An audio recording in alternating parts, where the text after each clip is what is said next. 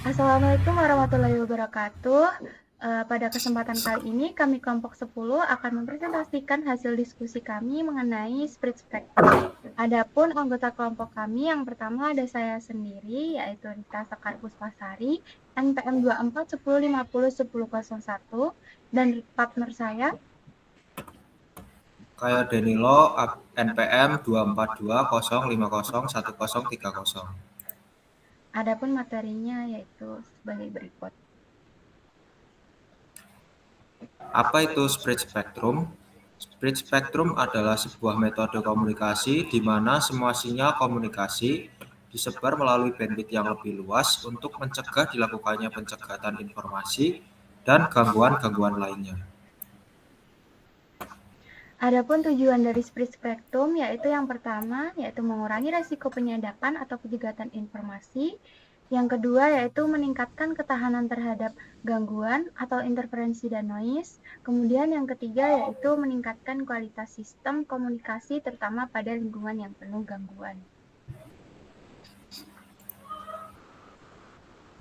Berikut ini adalah konsep sistem dari spread spectrum yang dibuat dalam bentuk flowchart. Berikut adalah penjelasan yang lebih detail dari konsep sistem. Yang pertama itu input data informasi yang akan dikirimkan. Yang kedua, channel encoder memperbaiki data jika terjadi error selama transmisi. Yang ketiga, modulator mengubah data digital menjadi sinyal analog. Yang keempat, spreading kode plus pseudo-noise generator menghasilkan kode PN atau pseudo-noise unik dan menyebarkan sinyal ke bandwidth lebih lebar. Yang kelima, channel berupa medial transmisi tempat terjadinya noise. Yang keenam, demodulator mengubah sinyal analog menjadi kembali ke digital. Yang ketujuh, spreading kode plus pseudo-noise generator pada penerima menggunakan kode PN yang sama untuk mengembalikan sinyal. Kedelapan, channel decoder memperbaiki error yang terjadi selama transmisi dan mengembalikan data ke bentuk semula. Output data informasi yang berhasil diterima sama dengan input data di pengirim. Kemudian kelebihan dari spread spectrum yang pertama yaitu keamanan komunikasi yang tinggi karena sinyal tersebar sehingga sulit disadap atau dideteksi. Kemudian yang kedua yaitu tahan terhadap interferensi dan noise karena tetap bekerja dengan baik meskipun kondisi lingkungan yang buruk. Kemudian yang ketiga, mendukung komunikasi banyak pengguna atau multiple access secara bersamaan. Kemudian yang keempat, tahan terhadap multiple fading karena sinyal tetap stabil meski terjadi pemantulan. Kemudian yang kelima yaitu dapat beroperasi dengan daya pancar rendah atau low power namun tetap efektif. Untuk kekurangan dari spread spectrum sendiri, itu yang pertama memerlukan bandwidth jauh lebih besar dibanding sistem konvensional. Yang kedua, sistem lebih kompleks, terutama dalam sinkronisasi kode. Tiga, biaya implementasi dan perangkat lebih tinggi. Yang keempat, butuh pemrosesan sinyal atau DSP yang cepat dan presisi tinggi. Yang kelima, kecepatan data dapat menurun jika penyebaran sinyal terlalu lebar.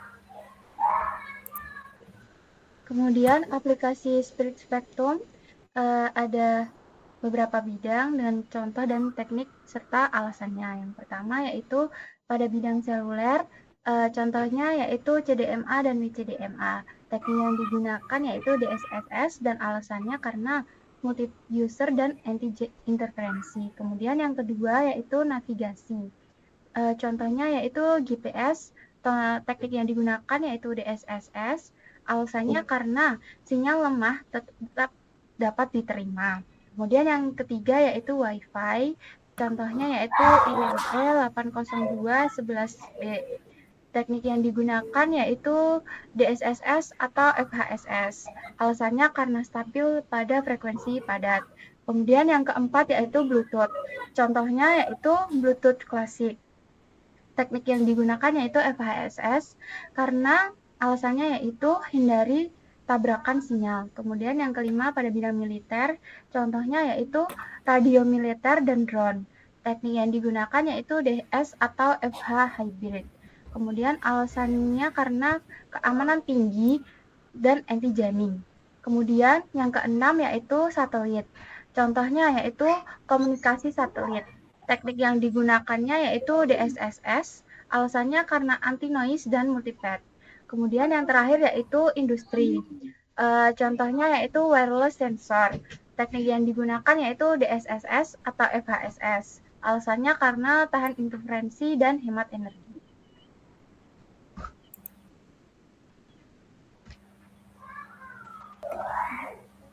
Kemudian teknik spreading ada 4, yaitu yang pertama runtutan langsung atau direct sequence spread spectrum DSSS. Kemudian yang kedua yaitu lompatan frekuensi atau frekuensi hopping spread spectrum atau FHSS. Kemudian yang ketiga yaitu lompatan waktu atau time hopping spread spectrum atau THSS. Kemudian yang keempat yaitu gabungan yaitu hybrid spread spectrum.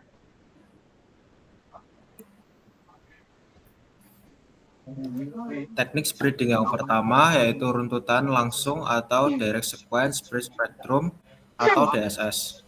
DSS bekerja dengan mengalihkan sinyal data langsung menggunakan kode PN atau pseudo noise, sehingga menghasilkan sinyal dengan pita frekuensi yang jauh lebih lebar.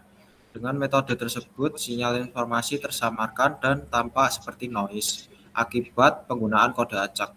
Pada sisi penerima, proses despreading dilakukan menggunakan kode yang sama untuk mengembalikan sinyal informasi aslinya.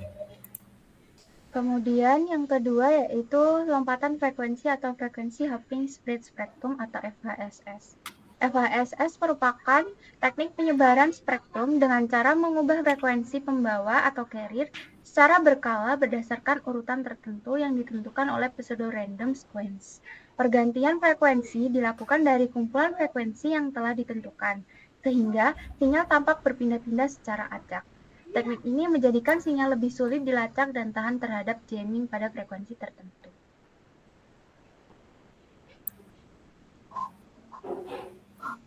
Teknik spreading yang ketiga yaitu lompatan waktu, time hopping spectrum atau THSS. THSS memiliki prinsip penyebaran tidak dilakukan pada frekuensi, tetapi pada waktu pengiriman bit data. Teknik ini menggunakan kode pseudo random untuk menentukan kapan bit informasi akan dikirim dalam suatu interval tertentu. Dengan mengacak waktu pengiriman sinyal, sistem menjadi lebih sulit diinterferensi karena pengirimnya tidak terjadi dalam pola waktu yang tetap. THSS biasanya digunakan dalam aplikasi yang membutuhkan bandwidth sangat lebar dan transmisi berdaya rendah, karena sifat yang sulit dideteksi dan fleksibel terhadap perubahan kondisi kanal. Kemudian yang terakhir, yang keempat yaitu gabungan, hybrid spread spectrum. HSS adalah kombinasi dari dua atau lebih teknik spreading untuk mendapatkan keunggulan masing-masing metode. Salah satu contoh penerapannya yaitu kombinasi direct sequence dengan frekuensi hopping atau DSFH, di mana sistem mendapatkan kekuatan anti-multipath dari DSS dan ketahanan terhadap gangguan seperti jamming dari FHSS. Dengan menggabungkan teknik tersebut, sistem komunikasi menjadi lebih ideal.